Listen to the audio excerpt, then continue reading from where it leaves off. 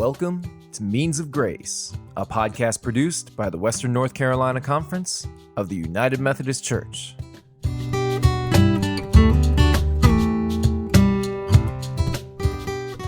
Hi, this is the Means of Grace podcast. I'm Jesse Ennis. I am the Director of Communications for the Leadership Development Team of the Western North Carolina Conference. Hi, this is Kim Ingram, and we are glad to be your host today. I'm the Director of Ministerial Services for the Western North Carolina Annual Conference. Due to the COVID-19 pandemic, as we know, many counties have issued stay-at-home orders. So in an effort to practice social distancing and reduce the risk of the spread of the virus, this episode has been recorded virtually. The Means of Grace team is committed to bringing you regular content and will continue to offer podcasts relevant to mission and ministry within the context of our lives. In this time, be encouraged by your faith in the Holy Spirit, which led each of you to your ministries. The Spirit led you all here for such a time as this. By the Spirit, you will receive all you need to lead your teams and your congregations through this. Even though you may feel alone, remember that we are all in this together. This edition of the Means of Grace podcast is going to focus on the rural church, and especially the role of the rural church in a pandemic or in a crisis in a community. The nature of the rural church is built around relationships with church members, but also the community. And we have three guests with us who have experience with the rural church and how a rural church operates within its community. Our guests are Alan Stanton, who is a clergy member of the Western North Carolina Conference and the executive director of the Turner Center at Martin Methodist College in Tennessee. Santosh Niroula is the pastor of Fountain Hill and Mount Moriah United Methodist churches that are located in the Uwharrie district of the Western North Carolina Conference. And our third guest today is Kristen Richardson Frick. She's a clergy member of the South Carolina Conference and the Associate Director of the Rural Church Division at the Duke Endowment. We are glad to have each of you with us today and wonder if you could just get us started in our conversation by talking a little bit about your context and about the role the rural church is playing in its community. Sure. So I am in the Rural Church Program area of the Duke Endowment, and it is our joy and our privilege, and has been for 96 years, to serve the rural church, to strengthen the rural United Methodist Church in North Carolina. We do that by resourcing congregations in a number of ways, and particularly around strengthening congregational, we say, capacity. So a willingness and ability to engage in the community in new and vital ways that fulfill the United Methodist Church's mission to make disciples of Jesus Christ for the transformation of the world. So we work with a number of rural churches, both in the Western North Carolina Conference and the North Carolina Conference. Thanks, Kristen. Alan, will you tell us a little bit about your work in the rural church? Yeah, I run the Turner Center at Martin Methodist College in Pulaski, Tennessee. I'm also an ordained elder in the Western North Carolina Annual Conference. And the Turner Center supports rural churches all throughout South Central Tennessee and beyond. We are the only four-year institution in about an 18-county radius. So to compare that, Nashville has about the same size population, and they have 20 universities. We have us, a very small college of about 900 students. And the Turner Center is there to cultivate thriving rural communities. That's our mission. And we do that in a number of ways. But our largest program area is working with rural churches to build confidence and capacity as anchor institutions to help them lead community transformation, however that might look on the local level. Thanks, Alan. We're glad you're with us. And Santosh, you serve two churches in the Western North Carolina Conference. Can you tell us a little bit about them? I'm serving as a licensed local pastor in 2 Point Charge in the Uwharrie district, and it is 10-minute driving distance each other. One is in average attendance of 25 people, and another is 10 to 12 every week.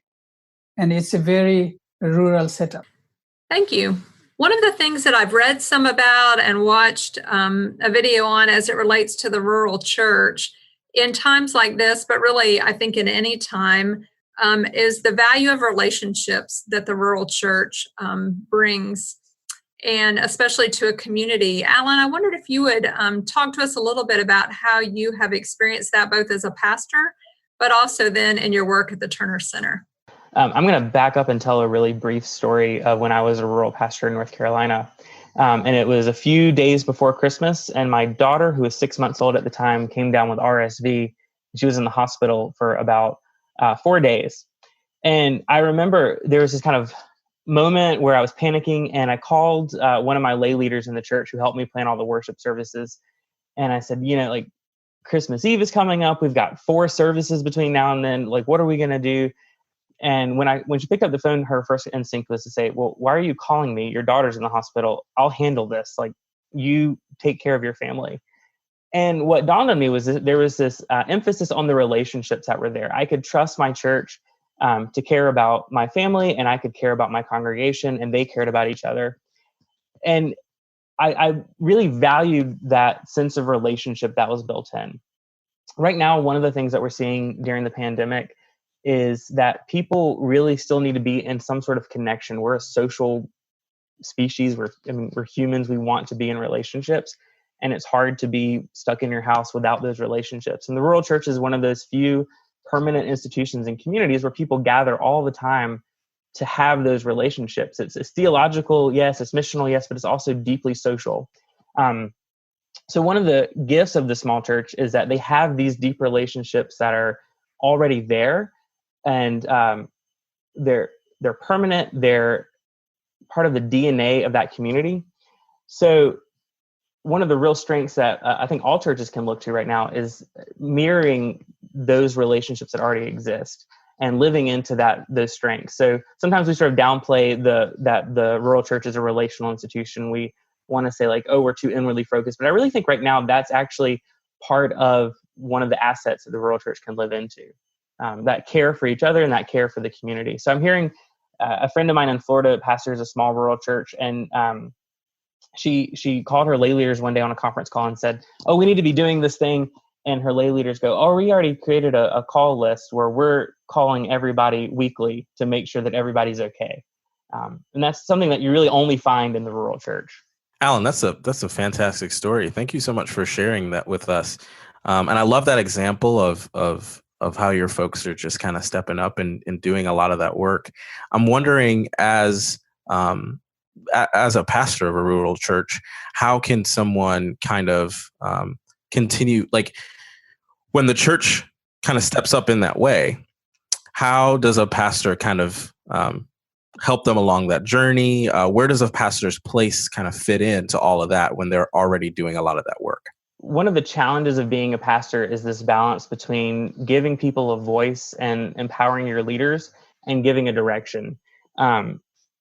So it can be frustrating sometimes to have all those people like always weighing in or trying to steer the church. But I think a pastor in a rural congregation has to be leading through those relationships and making sure that they're staying in those relationships and cultivating those relationships. So during a time of pandemic like this, when we're socially isolated, using those relationships as a means of mission to be reaching out, to set up infrastructure like regular conference calls or letters or note cards, these kind of things that we would do naturally, but really emphasizing those and starting to over communicate with one another so that we can be maintaining our social and caring selves. Kristen, you look like you'd like to add something to that.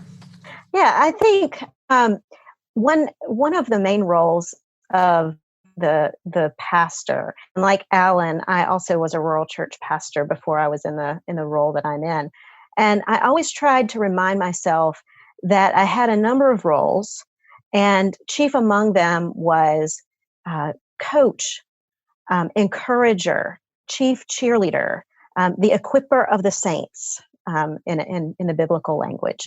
And so when there were gifts that were offered by congregants, as they always are, especially, again, as Alan said, in places where we know each other, right? So a lot of people who live in urban and suburban areas who are on these Zoom calls now and seeing into people's homes, it's like, oh, we had no idea, what their home looked like or what their pet looked like. Well, in rural communities, we know what one another's living rooms look like. We know the pets. We see them in the front yards.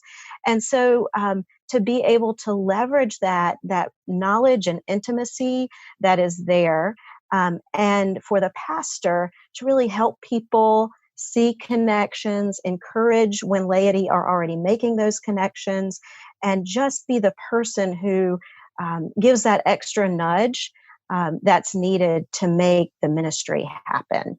I think that's one of the biggest roles a pastor can play. Santosh, so would you tell us how you're living some of this out as the pastor of 2 rural churches right now? Yes, it's because of the closeness that we feel in our community and the familiarity among the church members. I think in the rural church setting, everything revolves around the relationship better, more than the programs or any other things. And this time, I was very encouraged, and I was very. I really like that very much in this pandemic situation. I was receiving cards and phone calls and texts. At the same time as being the pastor of 2 churches, I was calling to people and texting them every day. I send them short devotional through the text, and they like that. And I'm sending the postcards and I'm thinking of you and praying for you. And it was very encouraging that I hear, because of this close family-like feeling we have in the rural church setting. If somebody shares the prayer concerns, everybody will know. And then they have the same concerns, they have feelings, and it would be very helpful. The communication is very quicker to take care of the needs of one another. Though we are limited with the technology because of our old age people, it's very limited. They don't have access of Zoom, and they don't know how to do the Facebook live. But we could able to do the conference call, and that was very helpful. Somebody said that is next to what we can do in person. That's beautiful. That's beautiful. I love that. I'm wondering too, like how is the rural church serving as an anchor in the community in these times? I'd like to start with Kristen. A number of ways. We are hearing so many stories. I think the story we're hearing the most goes something like, the school district has been able to provide meals for children in X ways, but there are gaps. Not every family is getting the food that they need. The kids can't get the food all the time. Spring break is coming up and the school district can't do it. Some version of the people around us are hungry. People have lost their jobs. People need food pantries and emergency food provisions in ways they never have before. And we as the church can meet that need, whether it's by delivering to doorsteps, whether it's having a drive-through pickup site, all kinds of different really creative ways. Things like partnering with local farmers who all of a sudden have also lost their contracts with restaurants 30 miles away or whatever, buying from the farmer and delivering to doorsteps, buying from restaurants who are afraid they're going to be closed, especially those small town mom and pop stores and restaurants, all kinds of partnerships around food, but not just food, around the provision of internet. If the church has Wi-Fi and lots of kids in the community don't, and they need it to do their schoolwork, all kinds of ways that, again, back to the power of those relationships. Not only do the relationships in the rural churches tell the pastor how their church can worship, whether it's through their cell phone or through a conference call or however, it also, those relationships that extend into the community also tell them where the gaps are and what is not happening via other agencies and other organizations in the community. And the church, with its wisdom and gifts, fills in those gaps. And we see that in a number of ways. Well, Santosh, would you like to talk to us a little bit about how your community is doing that as well? Yes, and even before this pandemic, in the Sunday school class, I have noticed that our small churches, people bringing their problems and their family needs. Just for example, last time during the Sunday school time, one family, they bring the issue of a family losing job and difficult to provide the needs of the family's grocery list and pay the power bill. So church could able to help them, and it was a blessings. And even in this time, we cannot go because of the practicing of social distancing, but we are checking, especially to the homebound people, and are they okay? Is there any kind of need, special basic needs like sanitizers and toilet papers, these basic things, even we are checking, and how much appreciating they are. It's very glad to know that. I was on a Zoom with the youth from our church recently, and I was trying to give them an example of something. And I talked about going to the mailbox and opening the mailbox and getting a letter and what that feels like. And they looked at me with blank stares. And it's like they did not have an experience that they could call on about opening the mailbox and getting a letter. And what that makes me think of, Santosh, is how filled with joy I'm sure people have been in your congregations when they do open the mailbox and see that somebody has thought of them, and not only have it for that moment, but they can go back and look at it again and be reminded of that. So I feel like that brings lots of joy to people's lives. Alan, you were going to say something else. Well, I was thinking yesterday, so my church here in Pulaski, we do a really big Easter egg hunt every year. That's a program that got canceled this year because obviously we can't bring all the kids into one spot and do an Easter egg hunt. So our children's director, who is a volunteer person in the church, drove around yesterday, and we got a text message that said, "You've been egged." We walked outside with our 2-year-old, and there were 24 plastic eggs with candy and a little children's book and like a little gift bag for Paige already on our front porch. And it was just this amazing thing where like, I remembered my people and I knew my community, and all these people were thinking about us as a family, and they were thinking about their church family. And that's something that can really only happen in a small church. There's this really beautiful moment of caring. And to get to see my daughter be so excited to do an Easter egg hunt when we thought she wouldn't get to do that, it was marvelous. It was just wonderful. I'd just like to add, this is Kristen, that around mental health, churches have a unique, vital role to play, both in crisis, providing people with the truth of hope and meaning beyond and the current moment, grounded in the promises of God. We have a unique role to play as people of faith to address the mental health issues that are, of course, only being drastically exacerbated by this current moment. In addition, the issues that our families in our congregations and in our wider communities had around stress and trauma and difficulty are certainly not being helped by the reality of families having to stay together in homes. And so we are going to have, and we see churches beginning to prepare already, and there are a number of resources for churches to be able to continue to prepare and be ready for that moment when face-to-face ministry can happen again, to minister to people in those great needs. Kristen, that's really helpful. And it's a chance for me to mention that we will put some resources in the show notes. So anything you might be aware of that would be helpful for people to access, we'll have that available in the show notes. Another role, of course, for the church in this time is to provide worship. And we are recording this during Holy Week.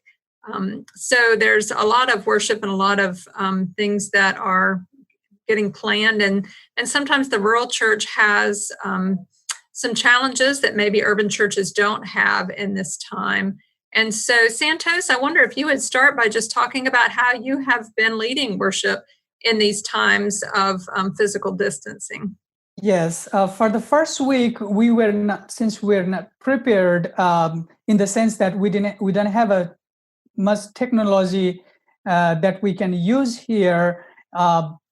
We were trying to do that through the conference call, and that could not work because of so many people were trying to do it once at the same day throughout the country, I believe. And we changed next week.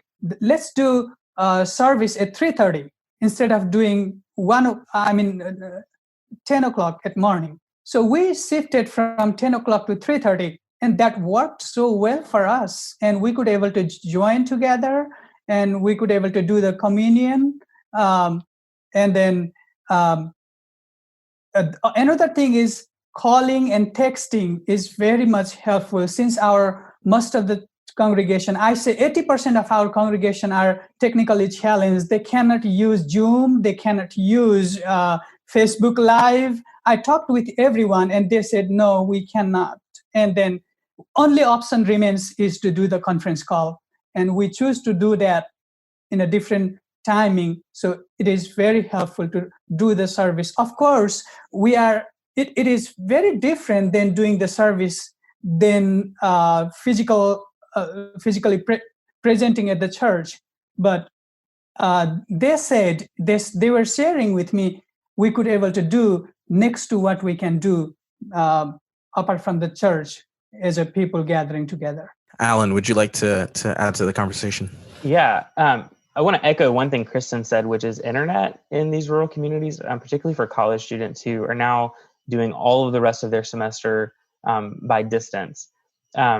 So here at Martin Methodist, most of our college students are first generation students, and they're mostly rural students. And so when they go home to these more isolated communities, they might not have access to broadband or access to high-speed internet that allows them to do their online lectures or submit assignments. If you're a rural church that has access to internet or broadband, you might be one of the few places in your county that does have that, or your community that does have that. And so by opening that up to students and other people, you're doing a huge service, and it's not something that costs you a lot of extra money to do, but it can be like vitally important to college students who are trying to finish their semester. And the other thing that I really want to emphasize is that churches in rural areas are very much trusted institutions, and you have a natural network where you can share information. So right now, we're in a highly politicized environment. People sometimes trust what they see and sometimes don't trust what they see, but they usually trust what comes out of the church and what they hear through the church network. So call your local health department and find out what you want communicated, what they want communicated to the wider community, and share that through whatever sort of network you have. And then on top of that, our local hospital, our director is a member of my church. And one of the things our church is doing, and knitting clubs are doing, and kind of like sewing clubs are doing, they're making masks to donate to the rural hospitals because there's a shortage. And so I think we have like 400 masks that got donated to the local hospital from churches that were making these things. So those are really all important, really life-saving things that you can be doing. Santosh, one thing I was wondering, you serve two churches, and it sounds like you have brought them together to worship on Sunday afternoons at one time. Is that correct? Yes, Sunday at 3:30. I texted them together, and then I called them, those who cannot check even the text, and make sure that everybody can be in the same page, same line. So that worked really well at 3:30. So it's made me wonder whether many of our United Methodist churches in rural areas are on charges where one pastor serves more than one church. And I wonder if this has provided an opportunity for churches to work together and develop relationships in ways that perhaps they haven't in the past. Alan, I wonder if you've heard any stories about that, or if you have any thoughts about that.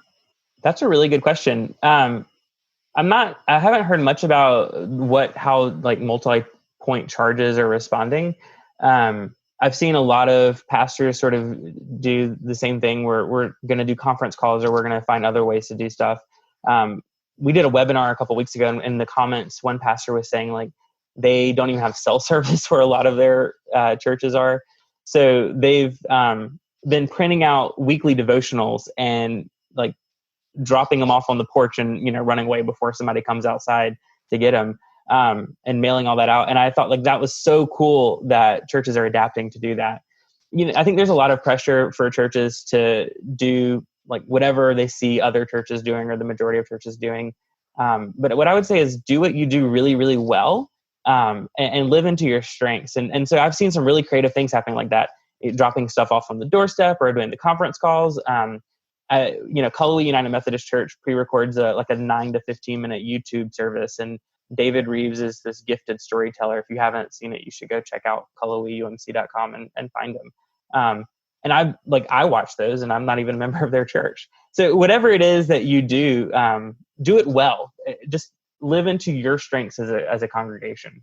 Yeah, it's exciting to see how new things can be formed and new relationships, as you all mentioned. And wonder, the pandemic's not going to last forever. And so wondered if we could talk about the value of the local church, particularly after the pandemic. And what are some things that you think that have been new or been valued in this time that might continue after that as practices or habits of rural churches, local churches, of the communities that in which our rural churches live and exist.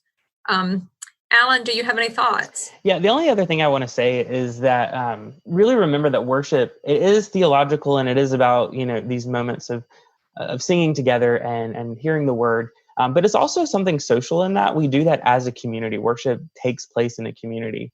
And so when you're planning out services, one of the things that I think is really important is to invite other people into that process, to give other people a way to be involved in leading.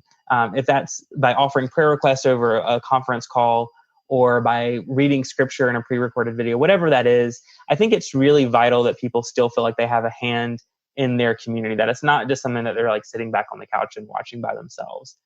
Because like I said, one of the gifts of the rural church, and that we've heard kind of over and over in this podcast so far, is that churches are relational. And so worship, we can continue to make that worship relational during this time too. That's one of the great things about adaptive leadership is that you just keep adapting into whatever the next thing is. Santosh, are there any things that your church or churches have started that you hope will continue when the pandemic has finished? I think when the pandemic is finished, there will be much joy and relief to everyone, and it would be much more respect will be aroused for those worship and people. Since in the rural church setting, there is always close feeling and as a family and familiarity, but it would be more cherished, and it would be people will feel more valued, I think, and we need each other, that connection, that relationship. And maybe this will give us a lesson that we all need to be willingness to change ourselves, to equip and to keep on updating for the adaptive leadership skill and to provide the pastoral care need to our communities. That would be a wonderful legacy of this for sure. Kristen, would you add anything as we close this out? Yeah, I'd love to pick up on that. I read a wonderful, it wasn't from one of these conferences, but a wonderful little article in the Christian Century about a rural pastor who kind of polled her congregation and found out most everybody had an iPhone or some way to do a video chat on a phone. And so they did their service that way, and all of these people on their screens and gathering around screens, and so that where you have the technological ability, that can happen. We cannot miss the lessons that God is trying to teach, right? We know that as Scripture says, in the midst of all things, God is working for good. So I wanted to share a quote, if I can, from Cyprian, the Bishop of Carthage, in the 3rd century, when there was a plague that swept through, and a time very similar to this. He wrote, he said, "How pertinent, how necessary that pestilence and plague, which seems horrible and deadly, searches out the righteousness of each one, and examines the minds of the human race to see whether they who are in health tend the sick, whether relations affectionately love their kindred, whether masters pity their languishing servants, whether physicians do not forsake the beseeching patients, whether the fierce suppress their violence. These are trainings for us, not deaths. They give the mind the glory of fortitude. By contempt of death, they prepare for the crown. I loved that quote when I read it. I thought it was really instructional for where we are. It is beautiful, a preparation for something that we don't know yet what it is, but that will come next. Alan, would you like to add to that? Yeah. So I'm going to start with my wife, who is much more technologically adept than I am. So my wife and I volunteer as the youth pastors at our church, and we've been trying to figure out what we're going to do. So we record these videos weekly that get sent out that have like a question of the week or a short Bible story. And theirs are fun, but there's not like anything special. But one of our students in our youth group is 12 or 13. He's autistic and he loves graphic design, and he went and animated the whole video, our first video that we sent out. So he made like a cartoon me and a cartoon Abby, and then animated the whole Bible story that we were doing. It was fantastic. And it was so good that actually Cokesbury used it for their weekly Sunday worship service that they stream for children each week. So there's this kid in our community who was now, his video was being sent out to like all the kids all around the United States through the United Methodist Church. And I thought that was just so cool to see his gifts really come out during this time. I love that. Would you all be willing and able to share stories of ways in which you have been able to adapt, partnerships that have been made due to this pandemic, new practices, new ideas, new gifts that folks didn't know they had? Are you seeing anything like those? Santosh, I'd like to start with you. Yes, at the church, when I talk with my ladies and other church members, and one thing I have noticed that all of them were saying, this time maybe people will realize the value of getting together and coming into worship. So maybe we hope that people will sense the need of the church and the worship coming together, because it's very essential in our life. Beautiful. Kristen, would you like to add to that? Sure. Some of the new things that I have heard, many of them have been around congregational care and also community outreach, but relational community outreach.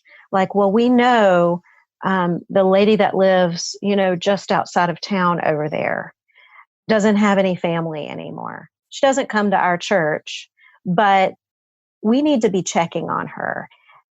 Churches that have often lay-led taken the initiative to begin different ways of checking in on, touching base with people that, or families. And it doesn't have to just be elders who live alone, families that we know are in need, that were in need before this, whose only means of income maybe was lost. How do we check on them? How do we care for them? So I've heard a lot of stories of new policies and procedures, you might say, for making sure that those who need checking in on are checked in on and cared for by the body of Christ. That's beautiful. Alan, could you speak to that, please? So I'm going to draw from William Bridges, who talks about leading through change and transition. And he talks about endings and neutral zones and new beginnings. And he uses the story of Moses leading the Israelites out of Egypt.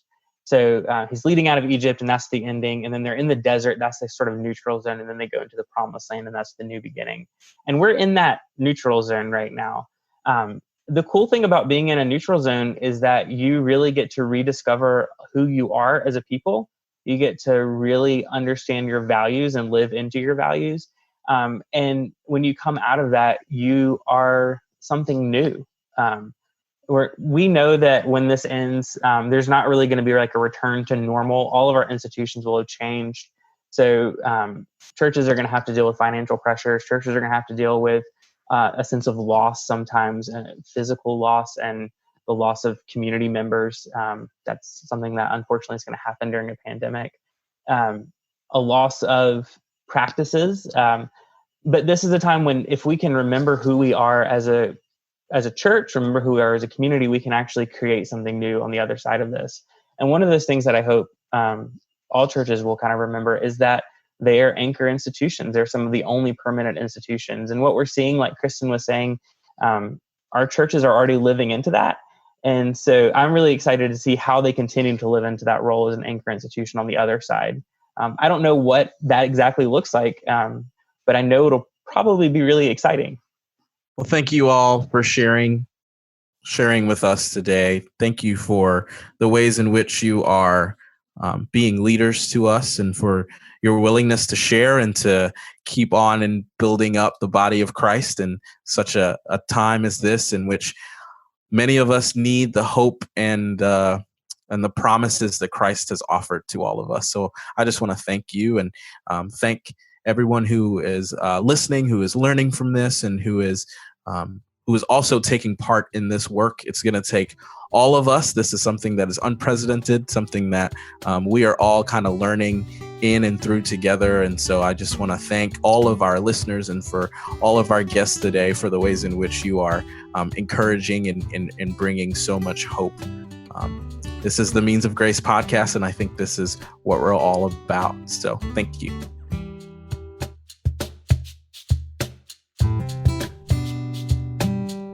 Thank you for listening to Means of Grace, a podcast produced by the Western North Carolina Conference of the United Methodist Church. We hope you've enjoyed listening to these podcasts and use them as a way to stay connected to our community. Remember to subscribe to Means of Grace for free on Apple Podcasts, Spotify, or wherever you get your podcasts. Please leave us an honest rating and a review. It helps others find this podcast. Follow the WNCC on Facebook, Instagram, and Twitter at WNCCUMC. That's WNCCUMC. Means of Grace is produced by the Western North Carolina Conference of the United Methodist Church and Gojo Studios.